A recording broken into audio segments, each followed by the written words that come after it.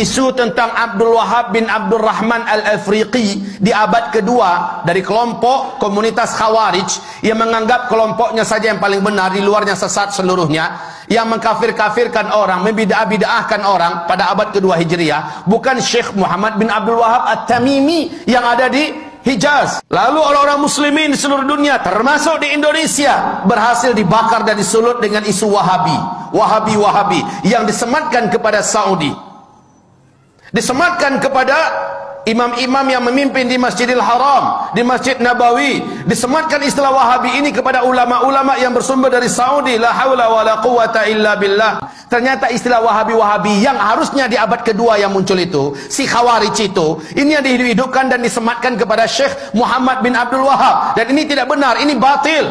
Syekh Muhammad bin Abdul Wahab adalah seorang mujaddid, ulama Ahlus Sunnah wal Jamaah.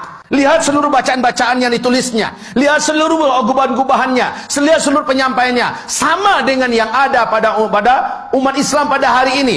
Harusnya kaum muslimin sadarilah, semua sifat-sifat Wahabi yang diceritakan oleh saudara kita yang menyebar di mana-mana 100% ada pada komunitas Syiah. Yang maling mereka, yang teriak maling mereka dan mengadu domba sesama umat Islam. Sadarlah. Si Ustadz ini mengatakan bahwa yang dimaksud dengan Wahabi adalah bukan pengikut Muhammad bin Abdul Wahab. Agar umat menjadi jelas siapa yang dimaksud dengan Wahabi, mari kita perhatikan penjelasan Imam Ustadz ini, yaitu Ibn Baz. Dalam kitab Fatawa Nur ala Darb, karya Ibn Baz, salah satu ulama Wahabi, jilid 1 yang diterbitkan oleh Muasasa Al-Syekh Abdul Aziz bin Baz Al-Khairiyah, halaman 16. Ibn Baz ditanya, sebagian manusia menamakan ulama di Arab Saudi dengan Wahabi. Apakah kalian rela dengan nama ini? Dan apa sanggahan bagi yang menamakan kalian dengan nama tersebut? Ibn Baz menjawab, panggilan ini terkenal untuk ulama Tauhid, yaitu ulama Najd, yang mereka dinisbatkan kepada Syekh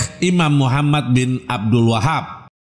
Pada halaman 18, Ibn Baz berkata, itu julukan yang terkenal dan mulia dan kami tidak mengingkarinya. Kami tegaskan, kami tidak mengingkarinya jika dipanggil Wahabi. Pada halaman 20, Ibn Baz berkata, adapun kelompok Wahabi, mereka adalah pengikut Syekh Muhammad bin Abdul Wahab.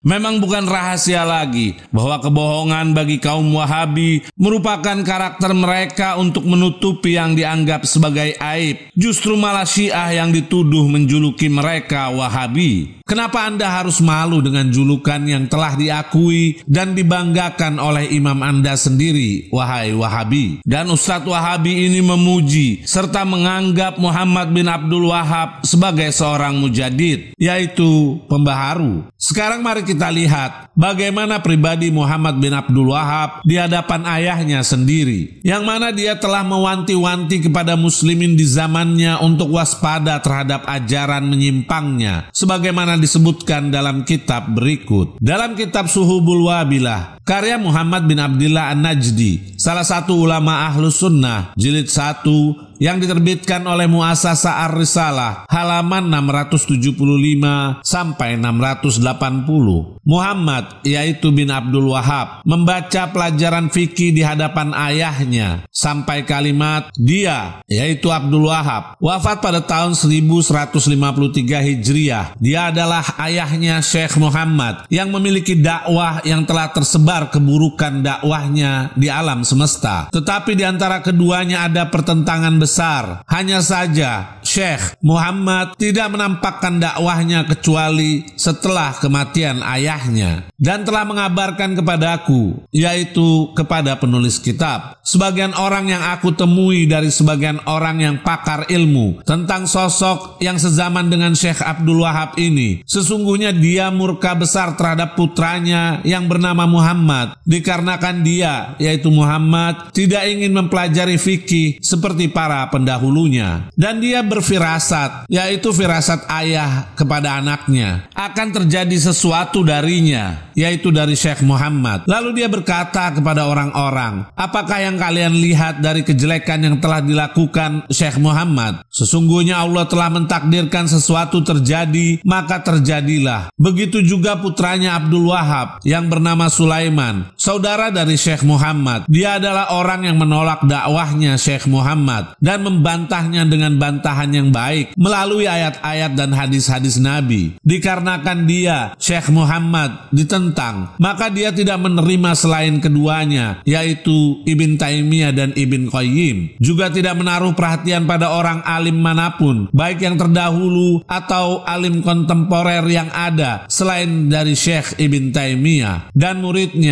yaitu Ibn Qayyim. Sesungguhnya dia melihat perkataan dari keduanya sebagai nas yang tidak menerima takwil. Sampai kalimat, kemudian dia mengatakan bahwa saudaranya menulis sebuah kitab untuk menyanggah Muhammad bin Abdul Wahab. Dia menamakan kitab itu Faslul Khitab Firad ala Muhammad bin Abdul Wahab. Dan Allah menyelamatkannya dari keburukan Syekh Muhammad dan makarnya bersamaan dengan kekuasaan yang menakutkan yang menimbulkan ketakutan. Sesungguhnya dia, yaitu Syekh Muhammad, jika seseorang berlawanan dengannya dan menentangnya sementara dia tidak mampu untuk membunuhnya secara terang-terangan, maka dia akan mengirimkan kepadanya orang untuk membunuhnya di tempat tidurnya atau membunuhnya ketika di pasar pada malam hari dengan mengatakan kafir kepada yang menentangnya. Sekarang mari kita buktikan apa yang dikhawatirkan oleh ayahnya pendiri Wahabi, yaitu Abdul Wahab, tentang sifat dan karakter serta pendirian Muhammad bin Abdul Wahab terhadap muslim lain yang tidak sepaham dengannya. Dalam kitab Ar-Rasail Asy-Syakhsiyah karya Muhammad bin Abdul Wahab, imamnya kelompok Wahabi, halaman 227. Dan manusia menjadi saksi atasmu bahwa kamu pergi ke majelis maulid, membacanya untuk mereka, menghadiri majelis mereka, sampai kalimat, dan kamu makan sesuap makanan yang disediakan pada majelis tersebut, yaitu majelis maulid. Maka sekiranya kamu mengetahui ini adalah perkara kufur, bagaimana kamu pergi kepada mereka dan menghadiri majelis kufur mereka?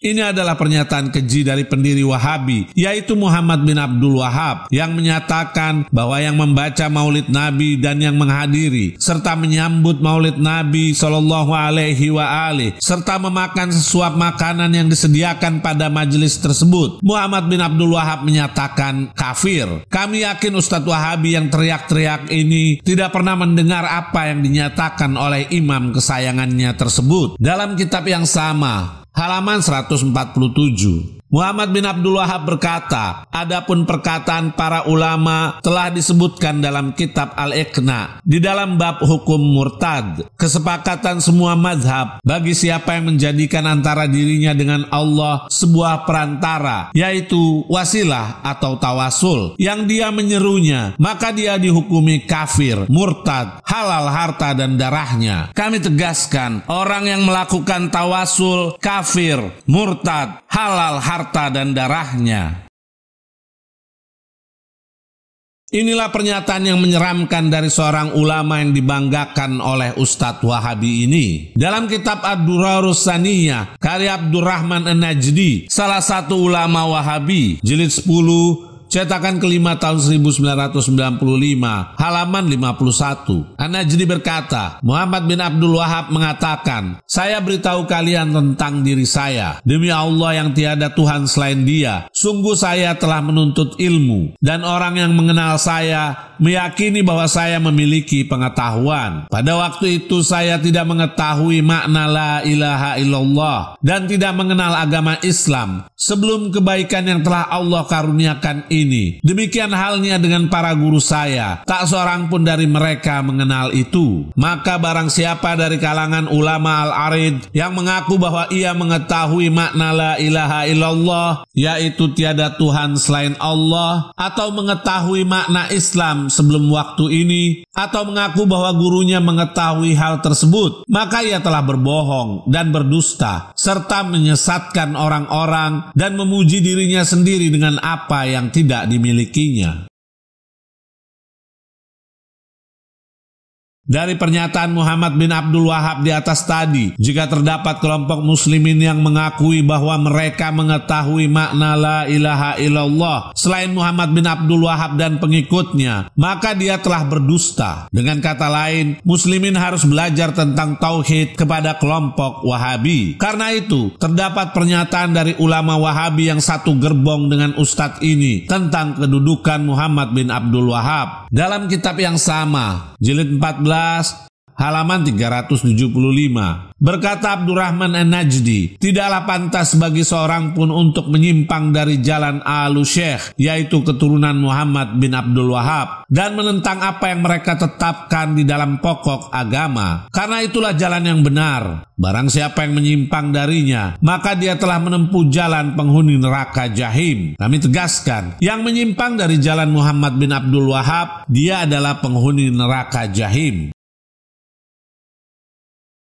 Sudah kami katakan dari awal, tujuan Ustadz Wahabi ini ingin menggiring umat agar ikut jalan rombongan Muhammad bin Abdul Wahab. Karena jika tidak, maka tempat kembali mereka ke neraka Jahim. Luangkan waktu Ustadz untuk membaca kitab-kitab imam Anda sendiri. Dan si Ustadz ini memuji para ulama Saudi karena tidak pernah mengkafirkan kelompok muslim yang lain. Mari kita buktikan apa yang telah dia sampaikan. Dalam kitab At-Tamhid, li syarhi kitab At-Tauhid, karya Soleh bin Abdul Aziz bin Muhammad Alu Syekh, salah satu ulama Wahabi rujukan Ustadz ini, yang diterbitkan oleh Maktabah Darul Minhaj, cetakan kedua tahun 1433 Hijriah, halaman 195. Alu Syekh berkata, sesungguhnya di antara hujah yang paling besar kepada orang-orang musyrik yang datang kepada mayit dan yang telah dikubur dengan meminta dihilangkannya kesulitan dan meminta pertolongan dalam kesedihan, sampai kalimat, dan permintaan apa yang dibutuhkan manusia. Sesungguhnya di antara hujah yang paling besar bagi mereka adalah berhujah dengan tauhid rububiyah terhadap apa-apa yang mereka ingkari dari tauhid ketuhanan. Sungguh, kemusyrikan orang saat ini lebih dahsyat daripada musyrikin jahiliyah.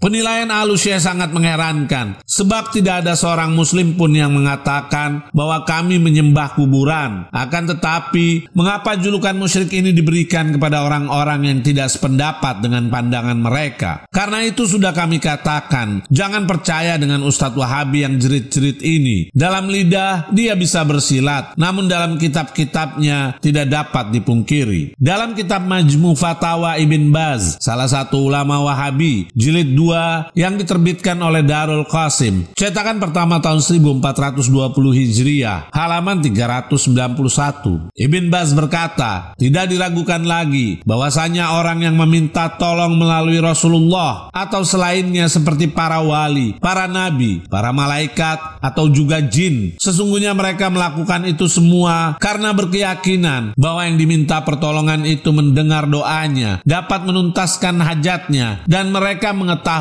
keadaannya. Ini termasuk di antara jenis kemusyrikan yang paling besar. Kami tegaskan, jenis kemusyrikan yang paling besar.